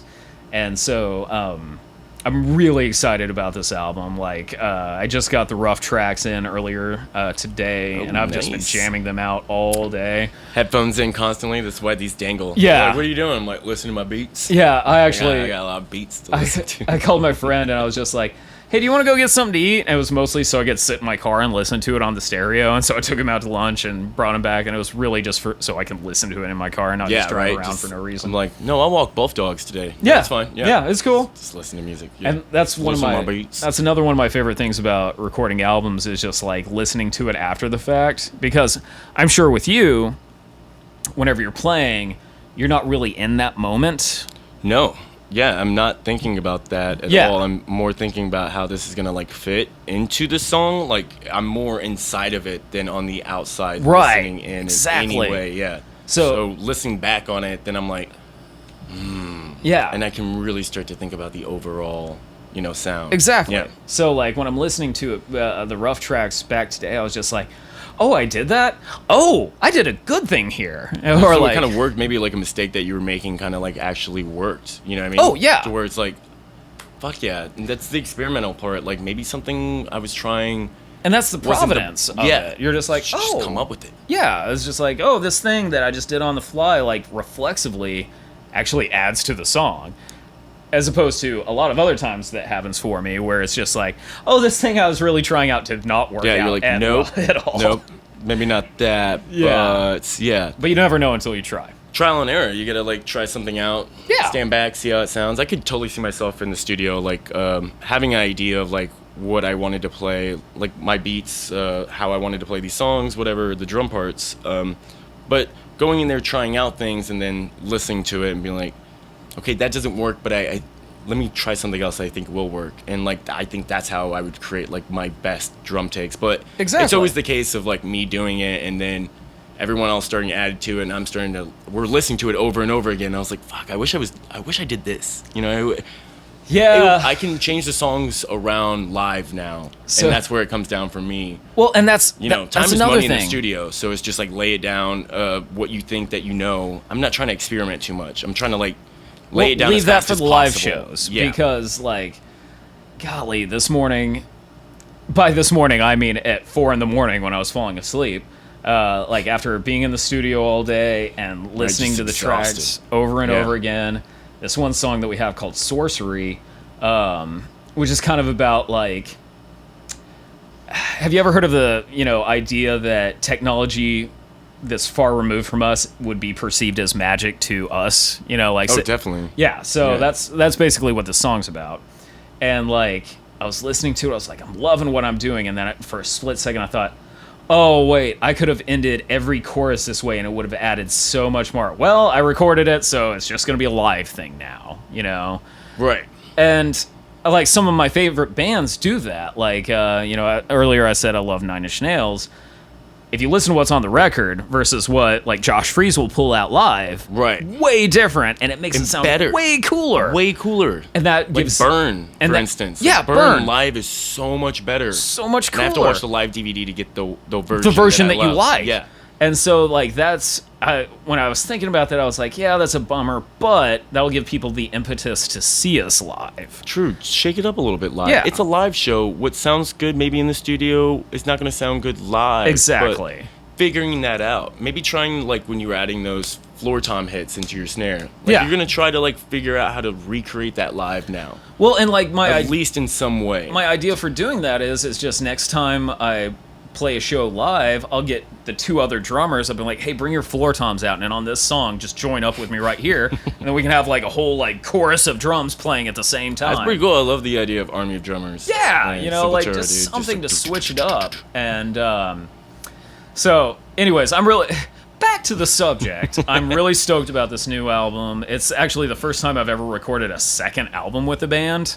Usually it's, hey, we recorded this album and everything's going great. Oops, we broke up. Oops, yeah. Yeah, so this Usually one the album kills. This is the one that's this is the band that I'm like, this is worth doing a second album. Is there any stress that you're having in the studio at all, or is everyone just flowing because it's the second time around? You know exactly what needs to be done a little bit more. There's not stress with each other. It's stress It's more with like on ourselves. yourself, yeah. Like there was this one part where, golly, since we record it live, I was going and we were on the last chorus. Song's about to be over, and I just totally messed up. Fuck. And I just It's the worst feeling. I really hope my engineer Ian saved this because I was just screaming. I was like, "Motherfucker! God damn!" And just like threw my sticks, and I was just like, "I need 5 minutes," and I just walked outside and paced back and forth. Someone that doesn't care a lot about perfection, like. At that point I did, because I was just like, we were almost done. It was a perfect take until Oh, that's that the moment. worst. Just what is it like? Just click me in, click me in, bro. Doesn't Yeah. work like that with No, drums. it doesn't. It really doesn't. And like, it's like when you're like building a jigsaw puzzle and then you're almost done, you realize 2 pieces are missing, and you're like, damn it, we're almost there. Yeah. So that's Couldn't complete it.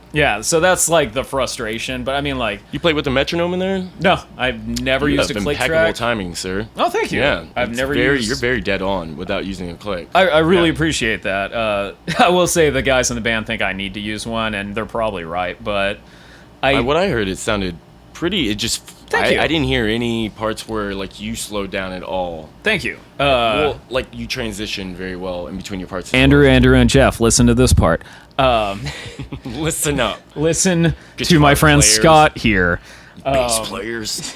But yeah, like I've never used a metronome.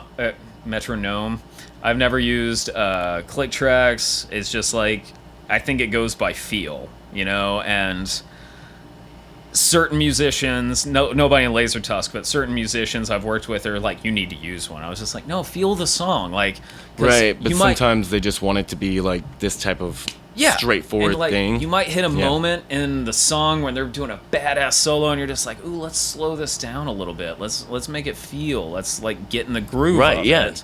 But if you have a click track, it's just like, nope, well, there goes the humanity of the song. It's just like, I'm a drum machine again. Here we go. What I always think of is, like, I'd never try to put...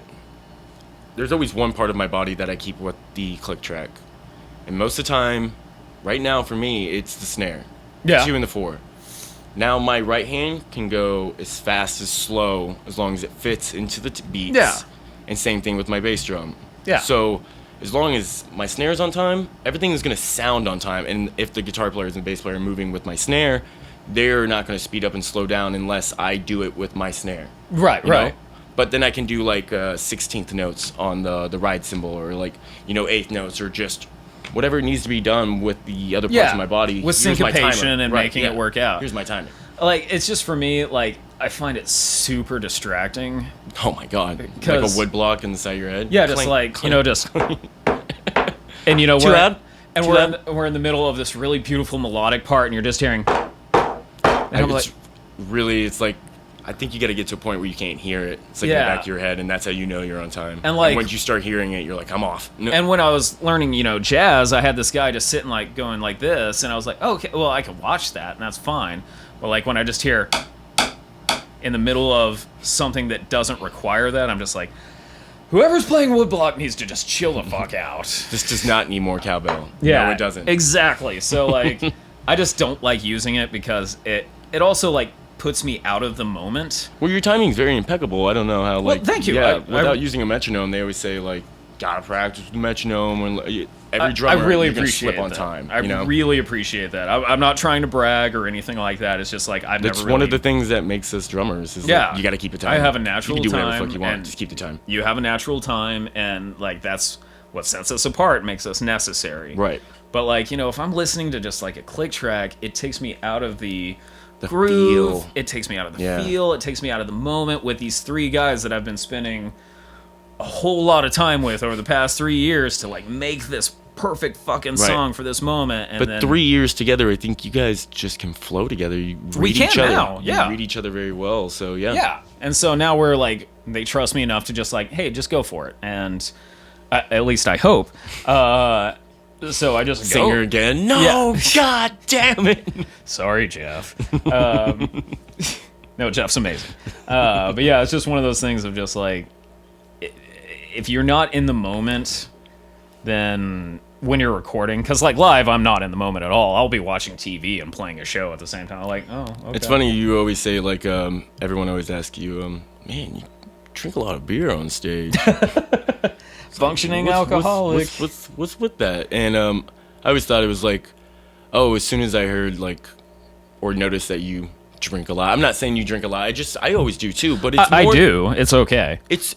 I was thinking it was more just to kind of get you out of your own head and kind of just go to a raw like put me on autopilot kind of thing. Because if I sit here and overthink it, then I'm gonna fuck all this up. But if I'm just going where what I did in practice, what I did the day before that, the previous show, what I did in the studio, I'll be fucking fine. There's no reason to question myself at any point in time. See, you just relax. Scott, you nailed it. And this is my number one thing about drums. And I know it sounds stupid, and I know it sounds silly. No, man. Say it. But Preach it to me. I'm a drummer. Whenever anybody asks me when they're about to start playing drums, or like, what advice do you have? And I was like, don't pay attention to what you're doing.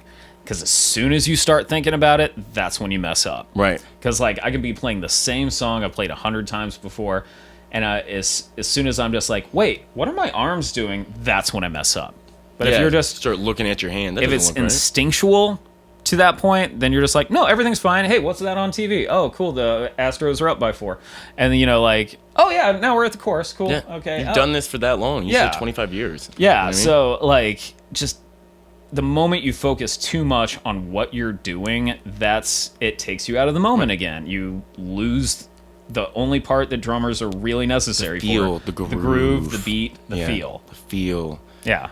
That being said, it's like, take all those, like, the rudiments that you learn, all that practicing that you've done, those different techniques, and put that in the back of your head. Yeah. Don't think about them. Don't. Learn them, practice them, definitely. But when you go to try to pull it off in a song, don't literally think about them. Just have them there in the back of your head, and then play what comes to you. It's the arsenal that You're you a drummer. have. You can do this. Yeah, You know what I mean? It's what you have in your little arsenal to use, and once it gets to that point of just instinct, I think you're an amazing drummer. No Right. matter what, you can play whatever the fuck you're playing. But if you're just like sitting there, just like, oh, I know what I'm doing, then you're a great drummer. And sometimes you got to dull the senses to get there. A little bit. Yeah. I did have I a mean, talk with you the know. guys. I'm only allowed to have 2 beers before a show now. Did something bad happen? That you're I willing to just put out there in the podcast. I messed up a couple of times. in a This venue show. sucks.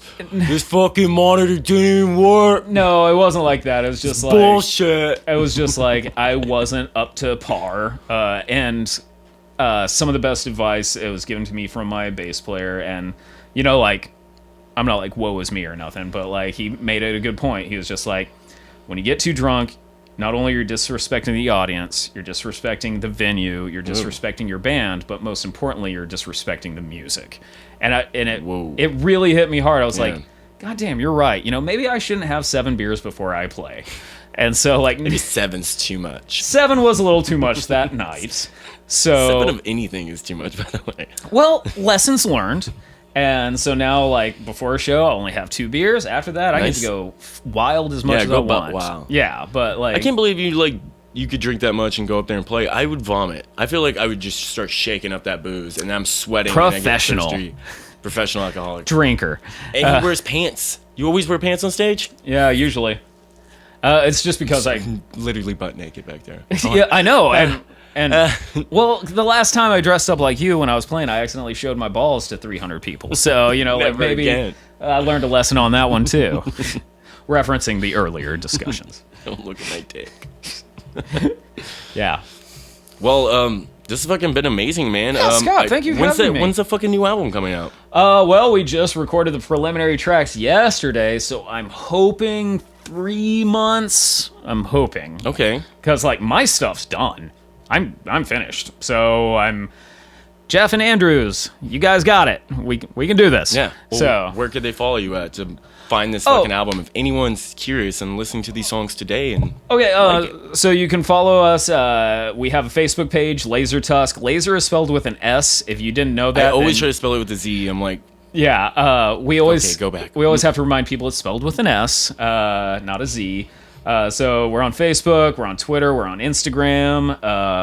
You can just Laser Tusk TX Yeah, or just Laser just Tusk? Laser Tusk. Okay, cool. Yeah. You can follow me at Super Ty Denton 1. Super tight Denton. And that's on like Twitter, and I'm also Super Ty on Instagram and Facebook, although not on Instagram. And you have your own podcast where you talk about comic books, which Yeah, is a surprise to me today, and I'm fucking fascinated. I'm like, Yeah, so I work what are you at having me on. I work at Austin Books and Comics, the comic shop on Hell yeah. 51st and North Lamar. If you go to that website of austinbooks.com, there's a little tab that says media, and there's the podcast Tie One On, where I just sit there and drink with comic fans, comic creators, and we just talk about comics for about 3 hours drunk as shit. Cool. And so it starts talking about comics, and then it can go wherever.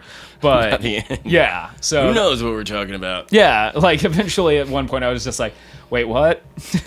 Oh yeah, okay, so it was good seeing you, Coley, bye. And I felt like we could have started talking about comics, me being a huge comic book fan. Oh yes, of course. You know, Me too. myself and all, I just put this shit on. I forgot that we were meeting today, actually. All good, all good. I like comics, too. Yeah, me too, man. That's Scott. His name is Scott Summers. It's my livelihood. That's my so- name. Yeah. Oh, I forget her. Well, Colossus, that's the tattoo I got right here. Oh, fuck yeah, dude. I don't know why Colossus is like one of my favorite, but he always has Always been one of my Yeah. favorites. I don't know why. Dude, that scene in Deadpool 2? Yep. So I've been waiting for fucking childhood, bitch. Same here, Juggernaut. Please, if there's ever an opportunity, I would love to come on and talk comic books with Fuck you. yeah, dude. I could gush. Oh yeah, I then could we gush. will. Yeah, Yeah. We can just meet here and just That's why I was hang like, out. let's do the drum thing today because yeah, we could cool. definitely talk about the comic book We stuff will later. do. I will Yes. get you on Taiwan on, no problem. Woo! Well, Scott, thank you so much for Yes, having me, thank dude. you. This has been a blast. Chris, thank you. Fuck yeah. Yeah. And for all y'all that like our show, please follow us on Instagram as well. We're just at BANGover Productions. Fuck, I can't get this right. This fucking script It's read. all good, man.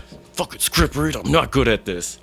Follow us on Facebook, the same, BANGover Productions, and on all the platforms. Spotify, you're listening to it, so you figured it out. Yeah. And thanks, Ty. Hey, Thanks thank again. you, man. Yeah. It's so great. I appreciate it. Yes.